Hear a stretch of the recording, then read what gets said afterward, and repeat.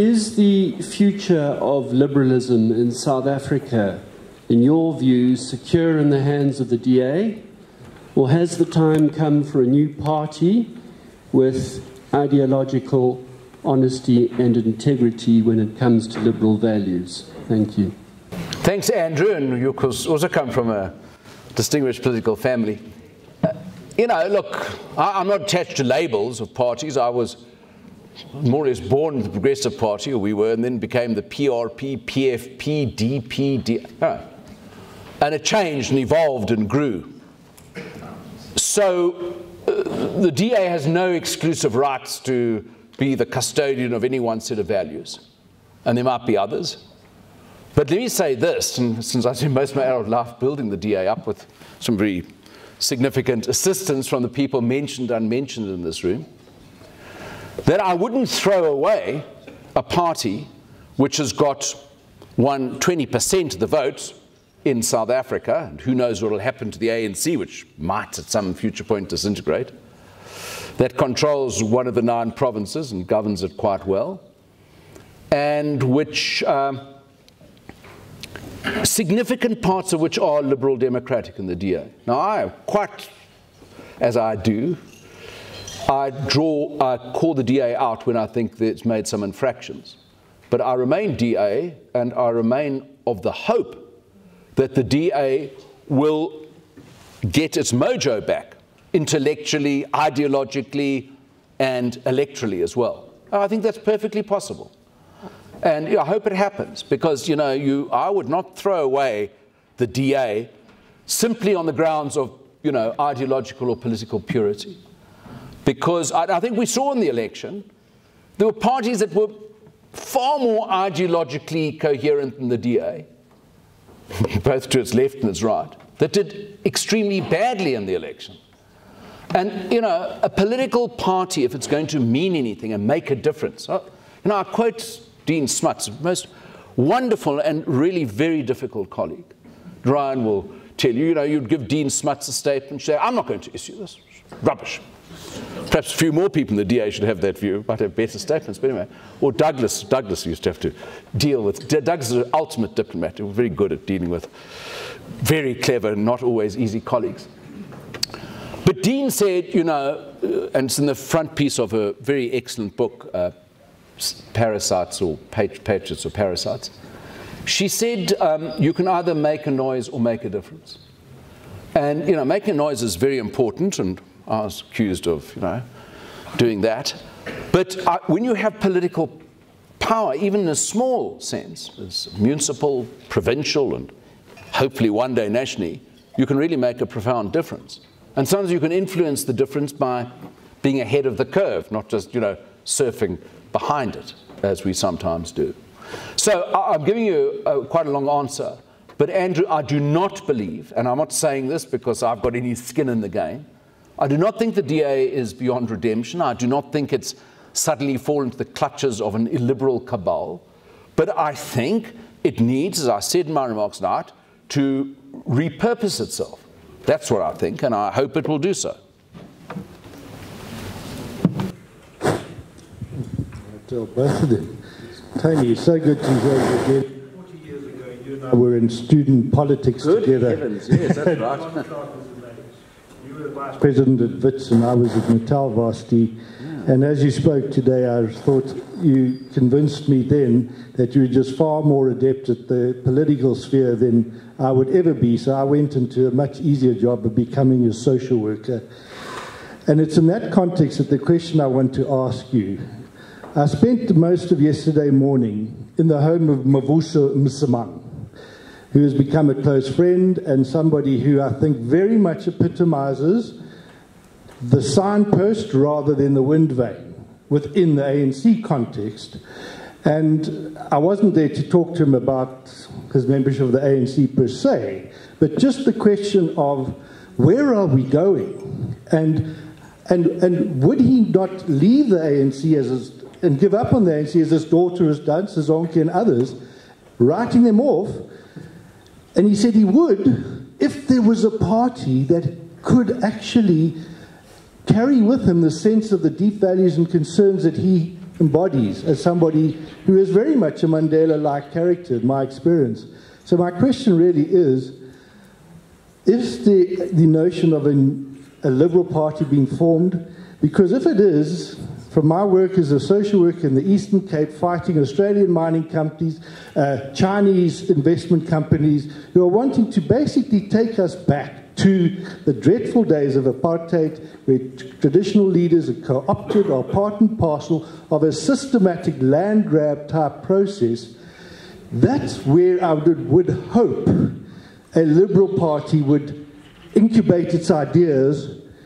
And I don't want to be critical because I live in Joburg too, rather than in the country clubs of Johannesburg, because that is where I see the future of our country needing. I was interviewing Mavuso for a YouTube video which will be up shortly, and I'm not trying to sort of punt it, but it helps us to try and really grapple with some really deep issues that are far more fundamental than who holds power in Parliament. No, I think that's a very good point. Good to see you again. Look, I mean, you know, there are many fora. One of the criticisms of the DA, because I'm assisting a little exercise the party's going through at the moment, was that they had these showbiz rallies during the election. But I promise you, they weren't in the country club of Johannesburg. They were in Orlando. Douglas, where were they? Dobsonville Stadium. All over the place. So, you know, the DA in the last election got 500,000 black African votes. Not nearly as many as I hoped for, but it's 500,000 black South Africans who voted for it, more than had voted for it 5 years before, and certainly more than voted for it when I was in charge. I hope that's a correlation, not a causation, incidentally, but I don't know. And, you know, they've got to do a number of things.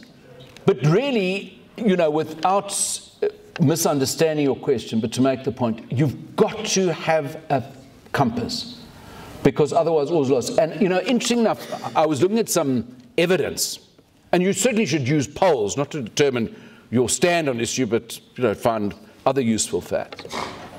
That there are apparently 20% or so of South Africans who happen to be black, who would very happily consider, not a label, but a party or a movement, which has nothing to do with racial preferencing.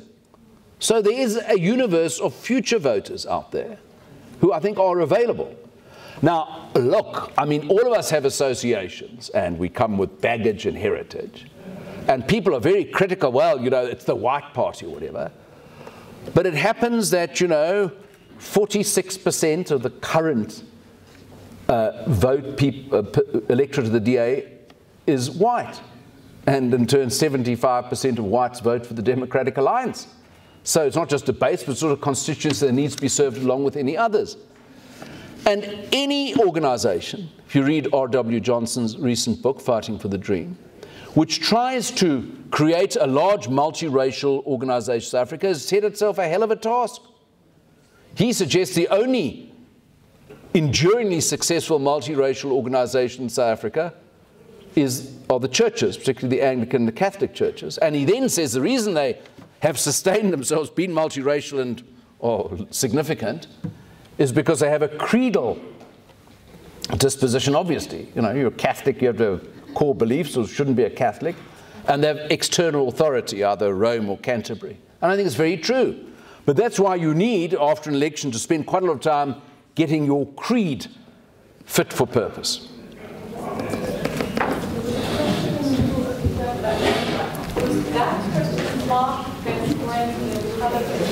I'm keeping everyone from your bar. Listen, the only reason people came tonight was to enjoy your drinks and snacks, and now I'm keeping them from them. Thank you. Thanks, Manny. It's an honor to ask this question.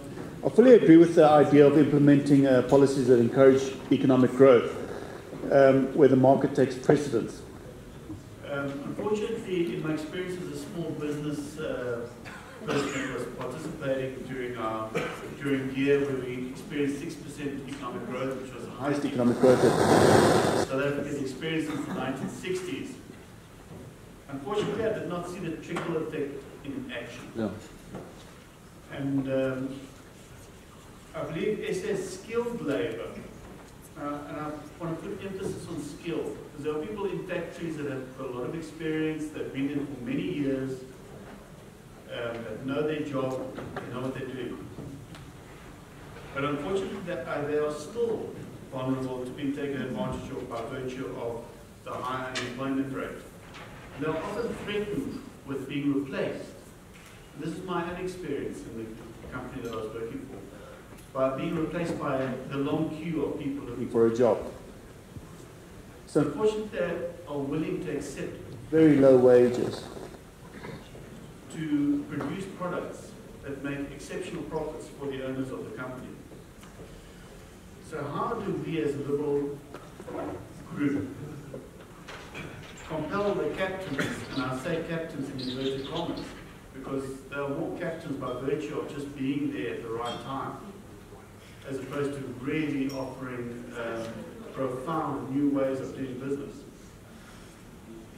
I do offer compel the captains of industry to consider their staff as opposed to their own pockets and luxuries that they are so willing to buy. Well, look, I mean, to answer the question, it's a very long, it's not a subject for tonight because it requires serious examination.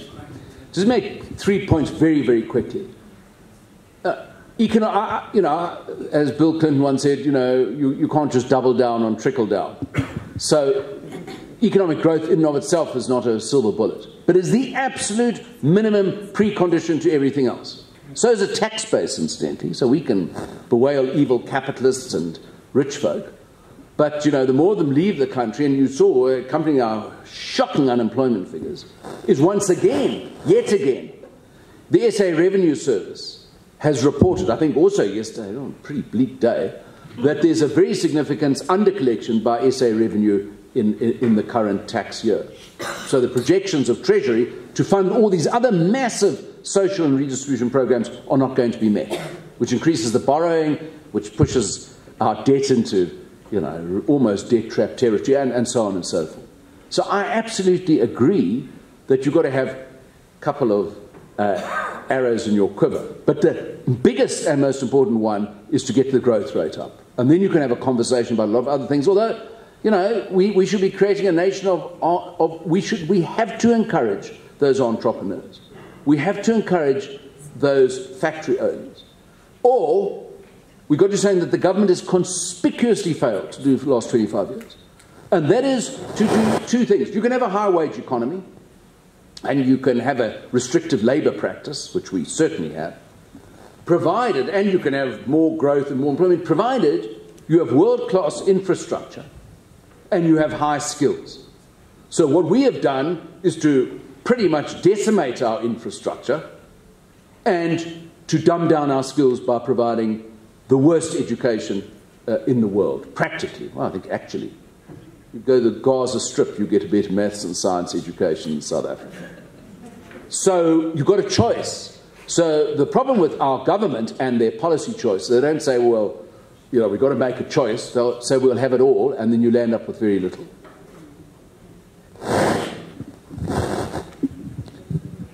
My name is Mark Oppenheimer of the Johannesburg Bar. Tony, you touched on a number of very important topics. I think looking at the dangers of ignoring non-residents in South Africa is one of the most important issues we can see. But to my mind, the issue that really could tank South Africa's future is this change to our constitution. For the first time ever, there is a move to remove a right from the Bill of Rights, namely to allow for expropriation without compensation. What steps ought to be taken, given how far down the road we are in this process, where we endanger not only the property of white commercial farmers, but really the property of all South Africans, which could lead to a lack of investment, a destabilization of the economy, and the kind of future that has been already seen by our neighbour Zimbabwe and what is happening in Venezuela. Yeah, I think Advocate Oppenheimer make a very important point. I think it was the Indian Supreme Court said in 1970, when you take away an essential pillar of your constitution, one pillar, the whole constitutional edifice crumbles, or worse, that effect. And I absolutely, listen, we were in the room, Douglas and I and a few others, when that Section 25 was hammered out. And it, it was very hard fought. And it itself is a compromise, which does offer some protection, but it really is a protection against arbitrary seizure. It certainly allows expropriation after due process. So that's what you have.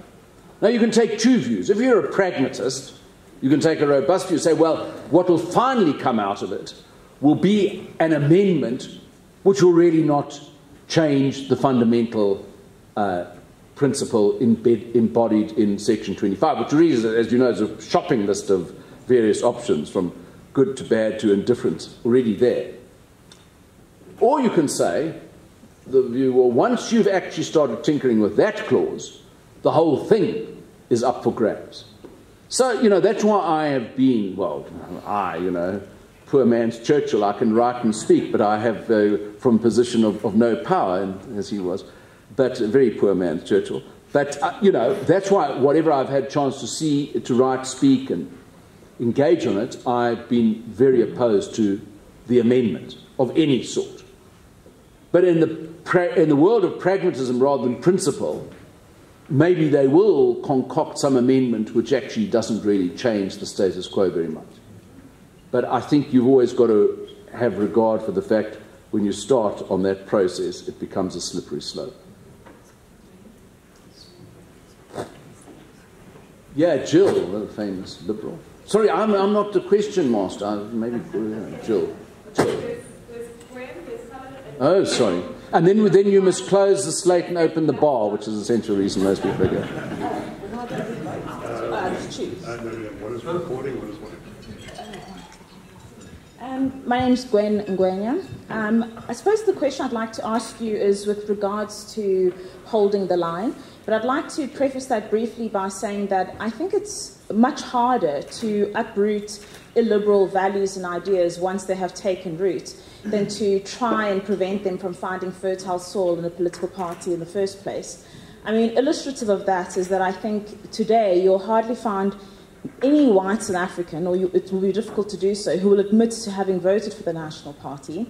And I have absolutely no doubt that as much as I personally struggled to get the DA to abandon race-based policy, that in a few years' time you'll find almost no DA public representative who will admit to having supported race-based policy within the party. So, and I think, as I say, that is because uprooting liberal values or ideas, or any idea for that matter, probably requires a lot more confrontation and conflict than most people are prepared for. So that being the case, I'd like to ask you about how to, in fact, then hold the line and prevent those ideas from finding fertile soil. And I think that as many people join the DA, and as they should, because the party cannot grow if people from opposing political views and political parties do not join its ranks. But how do you ensure that as a political party grows, those people who come to your political party, and bear in mind they're not all coming to you because they now suddenly believe in your values. They're either disappointed or they find not much opportunity for advancement in their current home, but they're actually running away from something as opposed to running towards something. So how do you ensure that those new people who will ultimately, perhaps if you grow enough, will actually outnumber you? How do you ensure that you hold the line when a political party grows as exponentially as the DA has? Yeah, it's an excellent question, Gwen, and there's no kind of, as they say in Afrikaans, wen recept. There isn't just a kind of an algorithm or a menu or recipe that you can just put and say, well, this is how you do it and this is how you do it. I guess it really depends to a large extent on the disposition of the leadership of the party. Now, listen, I'm not a virgin in the brothel here. So I was a leader of the party for 13 years. You've got to make compromise, or you'll be leading a very narrow sector, as you inferred in your question. And I took quite a lot of controversial people on board, and, well, I did the deal between the Democratic Party and the National Party, which, the stain is still on the scutcheon of many people. But it was absolutely necessary. Tactical decision, try and close down the fight in the opposition so you can advance and have the debate with the real people who matter, the ANC. We can spend all our time squabbling in the opposition corner of politics. And to some extent, for a long time, that prevailed. But, and we had to sometimes push the envelope or extend the line. And I remember once when a very controversial National Party politician from the Eastern Cape, who I'll not name tonight, joined us.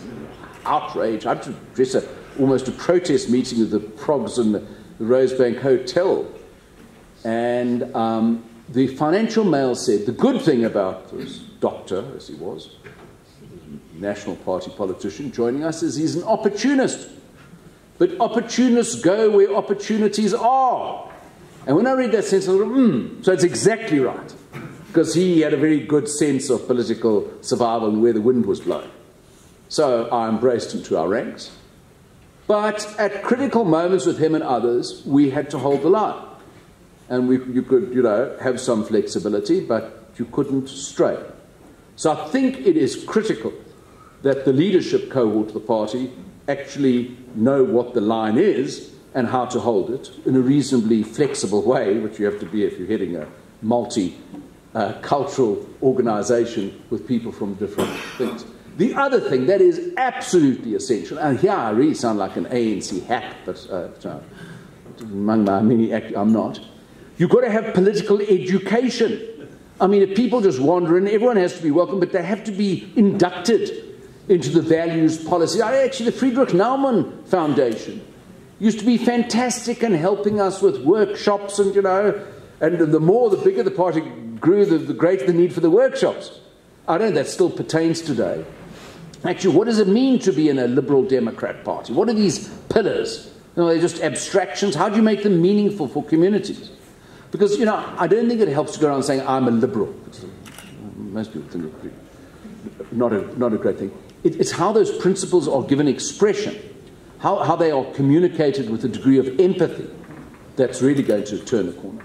But, you've got to know what the line is, or otherwise it's going to be crossed very, very frequently.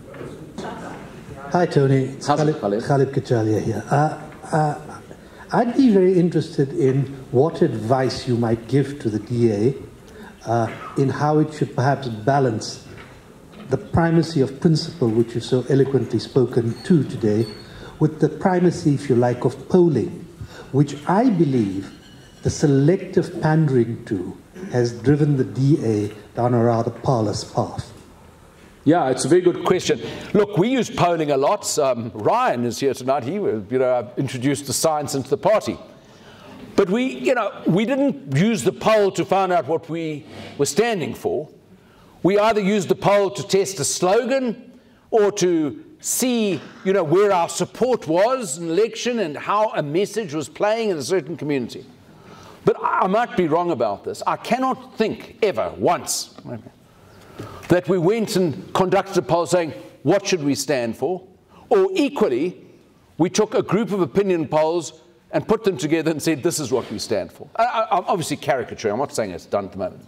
So I think polling is a science, and I think it's a necessary one in a modern political party, but it can only determine, confirm, or adjust or reject things that you already believe in.